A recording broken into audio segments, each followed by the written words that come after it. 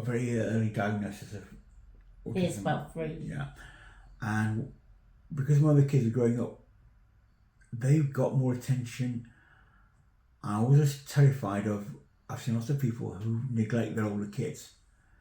So we don't know how well we balance things. I don't know how much I regret or not regret, because both my other kids have got their time and effort. 'Cause I mean, I used to be, when I was working at GE, I was literally having 2 hours sleep, so I could fit everything in. To get them to activities. For 4 years, I was doing that. So basically, taking my daughter to boxing, taking my son to judo, to all their clubs. And they both did really well in those activities. And all of the bits and pieces stuff with homework and so on. So we were doing that for quite a long time. And I think, although you're looking after Richard, I don't think he got the help he needed. Yeah. And the school, I don't think, understood it either. Because the school for Richard, he was treated like everybody else within their spectrum. And he was out. So is he in autistic class? He was in a special needs school, but they never really understood him. Because I think the way he is I think he's, because he's a sensation seeker, or the vast majority of autistic people tend to be sensation avoiders. They get overloaded very quickly, and that's what I think we're used to. And while Richie's completely not to the opposite. And so we followed a lot of what the school did, and eventually, obviously with the pandemic, they took that chance to kick him out of school because they couldn't cope with him. I think one of the 2 teachers desperately wanted to get rid of him because they didn't like him, and one or 2 other teachers were quite upset. But I think in general, they were glad to see him go because they couldn't cope. The Live Care came along, and you came along. This first time we ever actually someone ask us what we needed, which was refreshing. It gave me a lot of hope. Previously, we just had a carriage to come. They didn't sort of fill out any forms or anything. They didn't do any assessment at all. No. And Live Care came along. They did the assessment, and the people they sent tended to be, I think, older, more experienced, and they weren't there just to clean, and they were looking after Richard. And eventually, I think it's Eric figured out what the problem was, and he said he's basically not doing enough walking. Not doing the walking helps your cognitive abilities, and they've got to do a lot more walking. So I got strapped up in the car with his wheelchair, which we use occasionally.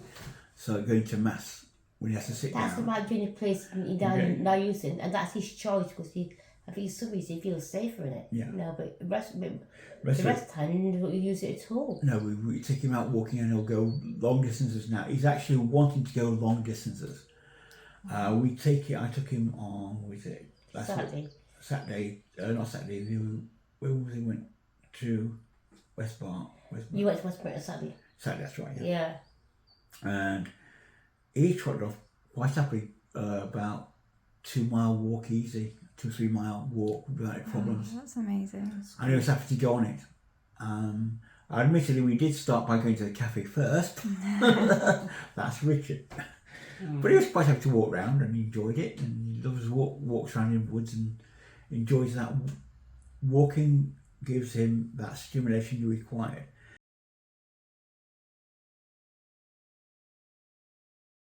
We had a surprise this weekend. No, it wasn't. When was it? Took him to Trowbridge. Oh, Sunday. Yeah. Sunday, yesterday. We walked through the park. We had long walk through the park, didn't we? Yeah, and he grabbed my hand for a bit, and then he grabbed my wife's hand for a bit. And for holding hands. He doesn't. Which he'd never done before. Oh, that's so wonderful. Big change. Yeah. Also, he has been, since this started, walking particularly, he has accepted cuddles from us. We would never accept them before. No. Never. And he's showing affection to us, which he's never done before either, which is I think put down to that wish, it's such a big difference to us now that you he walks and his cognitive ability has increased dramatically. And so that one intervention has really got us moving.